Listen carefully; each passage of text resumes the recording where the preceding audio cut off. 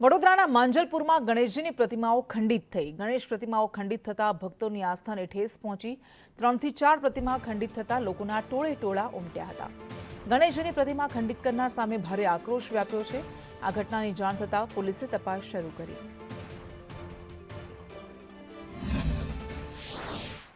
उत्सवનો पर्व આવી રહ્યું છે।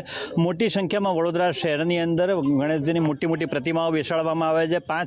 2 ફૂટથી લઈ 22 ફૂટ સુધીની પ્રતિમાઓ અત્યારે કારીગરો તૈયાર કરી રહ્યા છે। ત્યારે માંજલપુર વિસ્તારની અંદર જે જોગણી માતા મંદિરની સામે ખુલ્લી જગ્યાની અંદર કારીગર દ્વારા જે મૂર્તિઓના ઓર્ડર લેવામાં આવ્યા હતા, મહત્તમ મૂર્તિઓ જે 2-3 મૂર્તિઓ હતી તે તૈયાર પણ કરી દેવામાં આવી હતી।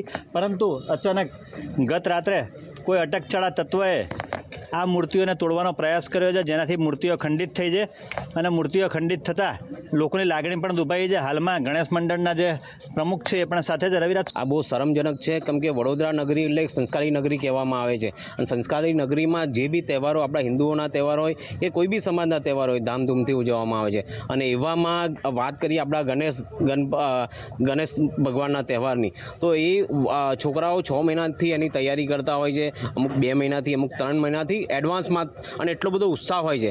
અને એવામાં જો આપણા માંજલપુર વિસ્તારમાં આ મૂર્તિઓ તોડવામાં આવે તો આ એક બહુ મોટી શરમજનક છે। અને આ મને લાગી રહ્યું છે કે આ જે વડોદરામાં જે અત્યારે માહોલ દોરવાની કોશિશ કરી રહ્યા છે।